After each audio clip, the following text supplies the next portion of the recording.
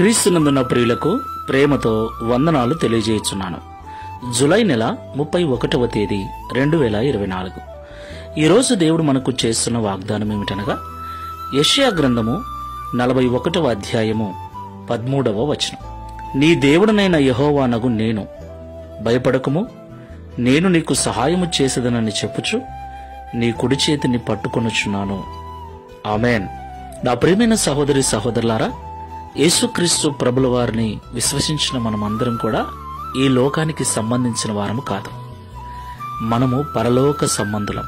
ఈ లోకములో నివసించేవారు ఎలాగైనా మాట్లాడతారు, ఎలాగైనా జీవిస్తారు, ఎలాగైనా మాటలు మారుస్తారు, ఏమైనా అంటారు.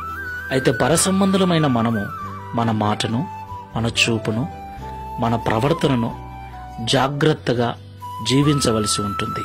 కొన్నిసార్లు మన మాటను లోకం వినదు, లెక్క చేయదు, సపోర్టుగా నిలవదు, వెలివేయబడిన వారిలాగా ఈ లోకం చూస్తుంది. అలాంటి సమయము, అలాంటి సందర్భము ప్రతి క్రైస్తవుని జీవితంలో ఉంటుంది. ఆ సమయంలో అనిపిస్తుంది, నిజంగా ఈ లోకంలో ఉండాలంటే, ఈ లోకంలో జీవించాలి అంటే, బ్రతకాలి అంటే భయం అనిపిస్తుంది. నిజంగా భయం అనిపిస్తుంది. అందరూ వ్యతిరేకులవుతారు.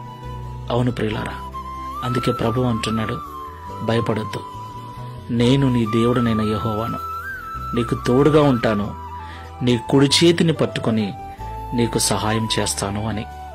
దేవునికి మహిమ కలుగునుగాక. నా ప్రియమైన సహోదరి సహోదరులారా, దేవుని వైపు మాత్రం చూడండి. బంధువుల వైపు, స్నేహితుల వైపు, ఎవరి వైపు ఎక్కువగా చూడకండి. ఎవరి మీద ఎక్కువగా ఆధారపడకండి. సమయం వచ్చినప్పుడు అందరూ మనల్ని విడిచి వెళ్ళిపోతారు, కానీ దేవుడు మాత్రం ఎన్నటికీ చేయి వదిలిపెట్టడు. ఆయన ఉన్నాడన్న నిరీక్షణతో ఈ విశ్వాసపు యాత్రలో ముందుకెళ్దాం. ప్రార్థన చేసుకుందాం. కృపాసత్య సంపూర్ణమైన తండ్రి, మీకు స్తోత్రాలు చెల్లిస్తున్నాం. ఈ లోకము సాతాను సంబంధమైనదని, ఈ లోకాధిపతి వాడు అని, నిన్ను నమ్మిన బిడ్డలమైన మేము పరలోక సంబంధులమని మరొకసారి మాకు గుర్తు చేశారు. పరలోక సంబంధులమైన మమ్మల్ని ఈ లోక నివాసులు సరిగ్గా ఉండనివ్వరు, సరిగ్గా మాట్లాడనివ్వరు, మాతో సరిగ్గా కలవరు, మమ్మల్ని వారితో కలవనివ్వరు అని మాతో సూటిగా మాట్లాడినందుకు స్తోత్రాలు. అలాంటి సందర్భమే వచ్చినప్పుడు ఒంటరితనంతో కృంగిపోయి, నలిగిపోయి ఆత్మహత్యలు చేసుకునే వారు కూడా ఈ లోకంలో లేకపోలేదు. అయితే భయపడకము, నేను నీకు సహాయం చేస్తాను, నీ కుడి చేతిని పట్టుకుని నడిపిస్తానని ఈ ఉదయకాల సమయంలో మాట్లాడి ధైర్యపరిచినందుకు స్తోత్రాలు.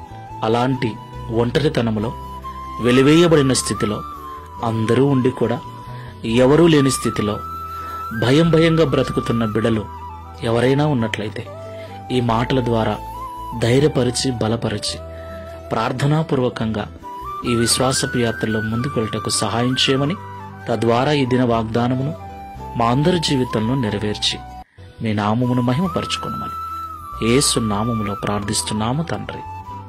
ఆమేన్. Praise the lord. God bless you.